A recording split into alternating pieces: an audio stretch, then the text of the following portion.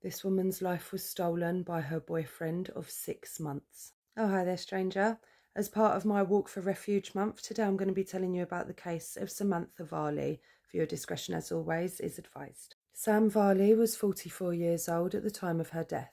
She'd had a troubled life plagued with substance abuse issues from a very young age. Sam was just 14 years old when she first tried a hard substance, and that was the start of her addiction issues, which she carried with her throughout her life. Regardless of these haunting issues, Sam was still a friendly and kind woman. She had friends and family and a life to live. She was much loved in her family and very well liked within her community. I think we can all build up an image of what we expect our typical shameless substance addict to look like, and I think it's really important that we try and remove those stereotypes from our minds. An addict is a person and people deserve compassion. Around late summer 2023, Sam met Warren Spence and the two started a casual relationship.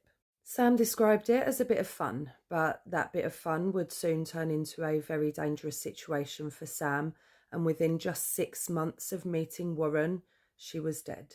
Warren quickly became very controlling, manipulative, and vicious towards Sam. He insulted and threatened her. He threatened her kids and her family, and she soon became very frightened of him, and rightly so. If she was gone for even 10 minutes without Warren knowing her exact whereabouts, he would become violent.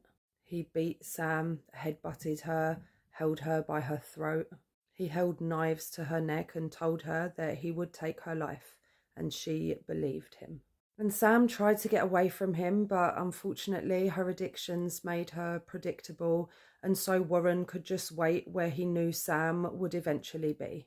On one particularly violent incident in the street, Warren frightened her so much that she wet herself.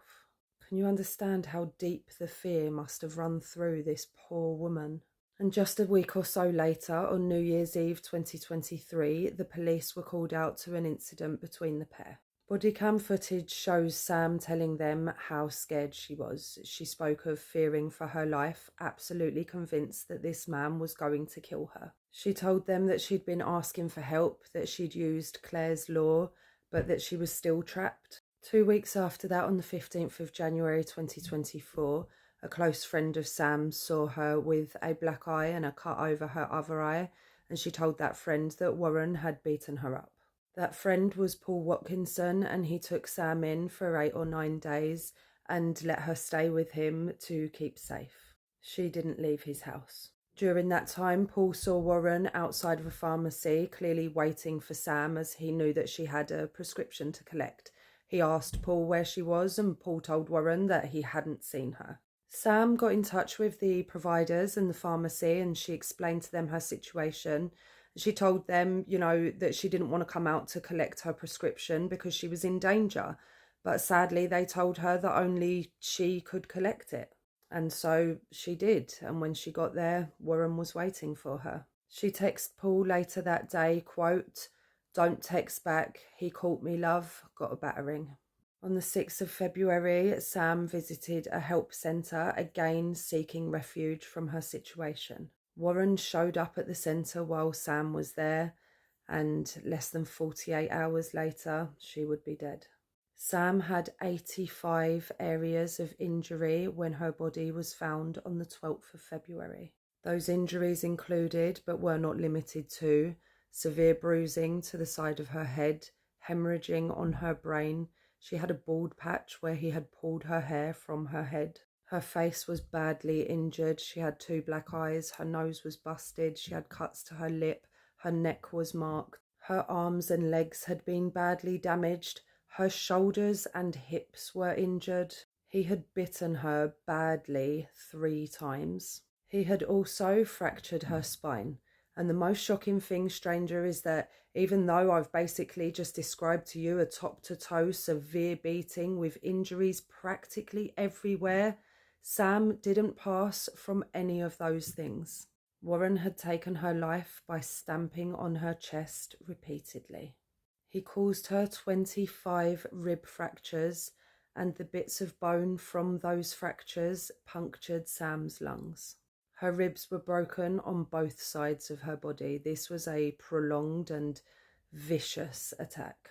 He then left her lying face down on the bed. He didn't call for help. She would have maybe been alive an hour or so before she passed away. With help, she may have survived. We'll never know. And the worst thing, stranger, Warren had an extensive history of this sort of treatment of women. From 1986, he had 29 convictions for 57 offences, most of which were for violence on women. And he would terrorise their families just like he had done to Sam. Warren Spence was found guilty of the murder of Samantha Varley, and on the 24th of March 2025, he was sentenced to life imprisonment with a minimum term of 24 years. I think he was 55 years old at the time. I hope he never gets out. Rest in peace to Samantha Varley. And as some of you may know, this month of October I am walking 62 miles for the charity Refuge, and I am dedicating all of my videos to victims of DV. You can find the link to my fundraiser in my bio. If you are able to support, I would massively appreciate it. And if not, then maybe just like, share and do all the stuff with this video and help me raise awareness instead. And as always, stranger, if you've stayed with me up until now, then thank you for watching.